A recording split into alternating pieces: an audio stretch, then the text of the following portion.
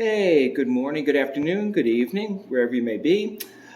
Craig at Hiking Pipes, and I am doing this as a VR to Brad, the Bearded Piper. Congratulations, Brad, on your 100. It is great. It's funny that you wake up at 5 o'clock in the morning and check your subscriptions. So I'm glad you reached that plateau, and I hope you get many, many more. So first, smoking in my Mastro Geppetto pipe. This is actually probably the longest pipe I own in length here. It's almost 6 inches long here.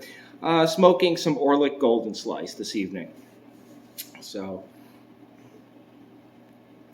what Brad has asked us to talk about and answer the question is, what teacher, professor, in our scholastic history has had, the most profound impact on us, and why?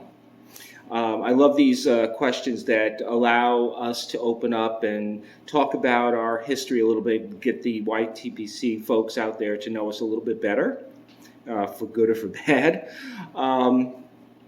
So for me, in thinking back, I'm going to go with my 10th grade geometry teacher, Mr. Albin.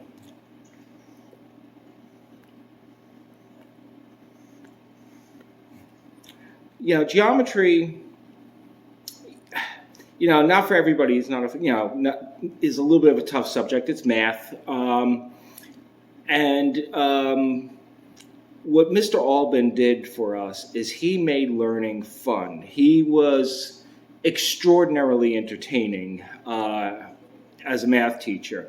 And because it was geometry and we got into shapes and so forth, and in the days before computers and what have you, had blackboards and stuff like that, he had these big wooden board compasses that had a piece of chalk in it with a rubber tip on it that he used to be able to draw circles around the chalkboard with, big triangles and so forth. And at times he would open up the compass into a kind of a sword, and he'd walk around jabbing people. The one story I remember most fondly with Mr. Albin was we were doing kind of a quiz, we were going to take a quiz. I stand corrected.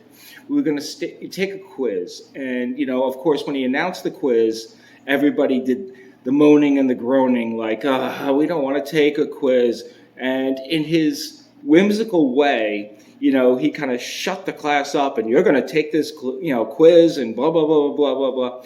And one of the kids from the back of the room, there was 2 chalkboards, one at the front and one at the back of the room. And one of the students from the back of the room, I guess, found a little tiny piece of chalk on the ledge of the chalkboard. And while Mr. Albin was sitting at his desk, getting things prepared, the kid launched the piece of chalk, and it bounced off the desk and hit him right in the nose. And he got up in his very gruff way. "Who did that?" And come on, who did it? Who did it? And finally, the kid's, raised his hand, head down, waiting for the wrath to fall. And, he said, it was me. And Mr. Albin said, "Okay, you got 100 on the quiz, automatically."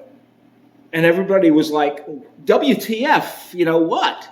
And he said, well, he got a piece of chalk and he, threw it and it hit me right on the nose. So with that, the class kind of, stormed the chalkboard, it started breaking up all this chalk and got back to the seats, and people were getting ready to kind of do the same thing. And then he quickly said, "However, if you miss my nose, you're going to get a 0. And all of a sudden, everybody stopped.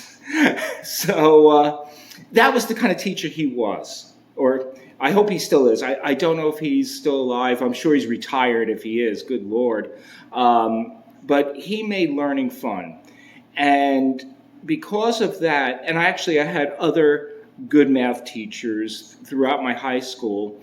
I went into the field of engineering, and I migrated from being a manufacturing engineer, and actually I am a quality engineer, or I should say, I'm actually, the head of quality for my organization. That's my job. I'll reflect back to Mr. Albin and say he made math fun when a lot of teachers couldn't. So for that, that's my answer.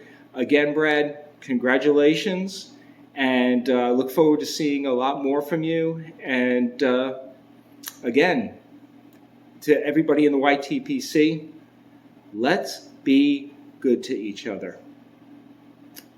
Thanks. We'll see you soon.